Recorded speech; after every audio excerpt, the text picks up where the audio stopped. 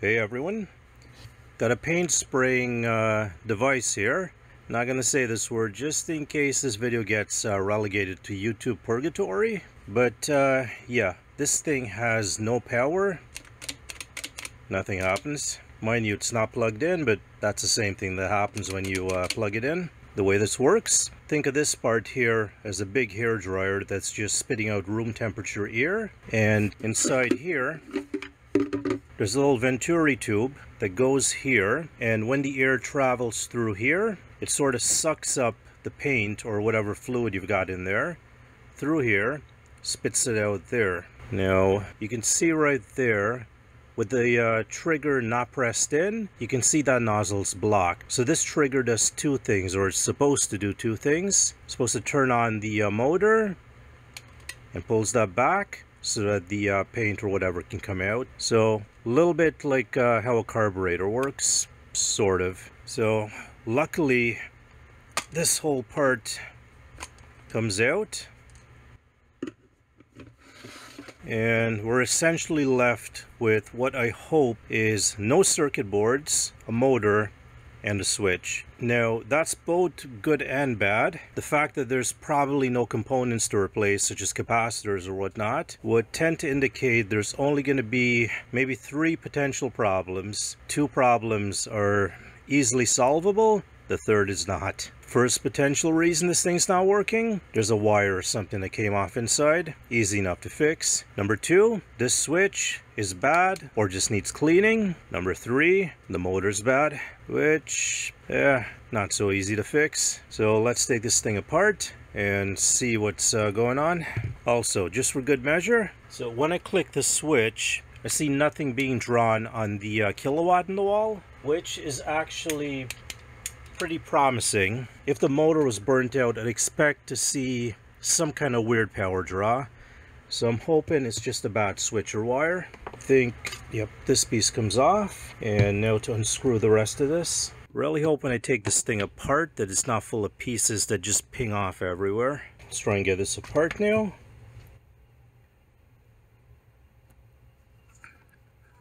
That's a switch right there. So right there, see that little nub sticking out? When the switch is not engaged, that's pressed in, and that engages the switch. Just for curiosity's sake, just spinning the rotor here, and it does seem to be moving fairly freely, albeit with a little bit of paint inside there. So might have been some kind of spillage in here too, who knows. First thing, let's check continuity between here. So we'll pop these on the terminal, press the switch,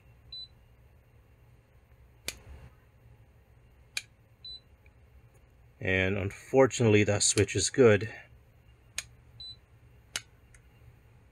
So from the plug to that point is good, and I'm hoping these little screws here are crimped into the metal itself and the wire. Let's find out. Yep, they are. So should have continuity from here to there, which we do. So looks like we're on the worst case scenario. Bad motor. Let's see if we can get this out and figure out what's happening.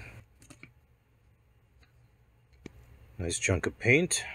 Looks like we have 4 screws here. So last screw. More paint. Good chunk of it right there. And the motor should hopefully slip out from in here, or not. Yeah, looks like this little grommet here just is supposed to slide back. And I see an O-ring right here. So yeah, someone spilled a load of paint inside here. So I'm thinking the brushes might have a bunch of paint on them. These are the brushes right here. That's strange. I'm not really seeing any paint in there. And any paint that fell inside the motor, I mean, there's a chance it could have shorted something out. But at this point, it really should be acting as an insulator more than anything. I don't see anything funky in terms of burnt coils or anything like that. But it is a little bit hard to tell with all the paint inside. But I think the coils are good. So there is continuity across the brushes. Might be a little bit more damage on the motor than I thought. Alright, I'm going to sleep on this one overnight and figure out something else in the morning. Got an idea. I think I know what I'm going to do now. It's the next day now.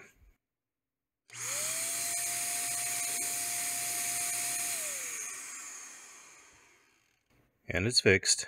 This here's a vacuum cleaner. Some folks call it a leaf blower. I call it a vacuum cleaner. So I take this and I hit my... Right, so why am I showing you this? This is one of Sasquatch Dad's inventions. This actually is an old vacuum cleaner motor inside here with a linked PVC pipe and just a handle, and I think that's the actual vacuum cleaner switch that was on it before. There's the air intake from the back and the business end right here. I'll turn this on here for a second and try not to wreck the basement.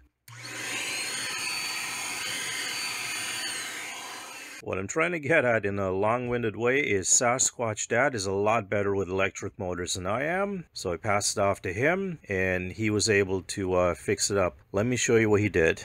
This right here is a Detra, is another motor I got from Sasquatch Dad. This one's a little bit bigger than the one in the paint sprayer, so hopefully it's a little bit easier to show you what he fixed. So motors have two parts to them. The rotor, this part that spins around, and the stator, the part that's stationary. One of them will have a magnet and the other one will have a coil, or an electromagnet and a coil in this case. This right here is the electromagnet on the outside. You see the iron core with a coil of wire going around it, and the stator on the inside has little windings of wire in there.